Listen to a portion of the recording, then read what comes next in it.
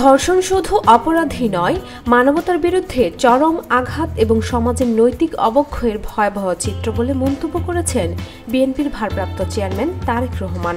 মাগুরায় যৌন নির্যাতনের শিকার ৮ বছরের শিশু আসিয়ার মৃত্যুতে তিনি তীব্র নিন্দা, প্রতিবাদ, গভীর শোক ও দুঃখ প্রকাশ করে এক বিবৃতিতে এই মন্তব্য করেছেন। বিএনপির ভারপ্রাপ্ত চেয়ারম্যান বলেন, নির্মম পাশবিকতায় আসিয়ার মৃত্যুর ঘটনা দেশবাসীর মতো আমাকেও ব্যথিত করেছে। তার মৃত্যুর সংবাদে স্তব্ধ হয়ে পড়েছে গোটা দেশ। এর মৃত্যু কোনোভাবে মেনে নেওয়া যায় না। এই ঘটনা সারা দেশের মানুষকে লজ্জিত করেছে। তারেক রহমান বলেন, আসিয়ার উপর ঘটে যাওয়া নির্মম পাশবিক ঘটনার প্রতিবাদে ঝড় উঠেছে শহর থেকে গ্রামে।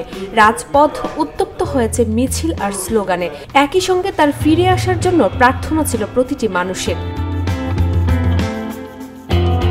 বিএনপির ভারপ্রাপ্ত চেয়ারম্যান আরও বলেন, অতীতের ফ্যাসিবাদ সরকারের আমলে ধর্ষণকারীদেরকে বিচারের আওতায় না এনে বিভিন্নভাবে পুরস্কৃত করার ফলে দেশে ধারাবাহিকভাবে একই ঘটনার পুনরাবৃত্তি ঘটছে। বিচারের দীর্ঘসূত্রতার ফলে আইনের ফাঁক দিয়ে ধর্ষণকারীরা বারবার রক্ষা পেয়ে যাচ্ছে, যার ফলে ধর্ষণের মাত্রা দিন দিন বেড়েই চলছে। আধুনিক এই যুগে মানবজাতি এরূপ অমানবিক, পৈশাচিক ও বর্বরচিত কাজে লিপ্ত হতে পারে তা কল্পনাতীত। তারেক রহমান বলেন, ধর্ষণ শুধু অপরাধী নয়, মানবতার বিরুদ্ধে চরম আঘাত এবং সমাজের নৈতিক অবক্ষয়ের ভয়াবহ চিত্র। আমাদের সমাজে যে নির্মম ও বর্বরচিত ঘটনাগুলো ঘটে চলছে তা মানবতা ও নৈতিকতার মৌলিক ভিত্তিকে প্রশ্নের মুখে দাঁড় করিয়ে দিয়েছে।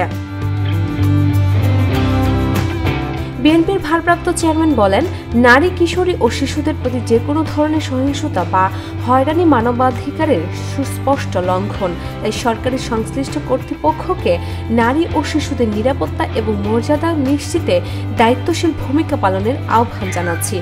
এছাড়া একটি বিস্তৃত শিশুর সুরক্ষা ব্যবস্থা তৈরি করে নারী ও শিশুদের জন্য নিরাপদ চলাচল, নাগরিক স্বাধীনতা ও ডিজিটাল নিরাপত্তা নিশ্চিতে ভূমিকা রাখতে হবে। তারেক রহমান আসিয়ার বিদেহী আত্মার মাগফিরাত কামনা করেন এবং শোক সন্তপ্ত পরিবারের সদস্য, আত্মীয় স্বজন, গুণগ্রাহী ও শুভানুধ্যায়ীদের প্রতি গভীর সমবেদনা জানান। ডেস্ক রিপোর্ট, ভোরের পাতা।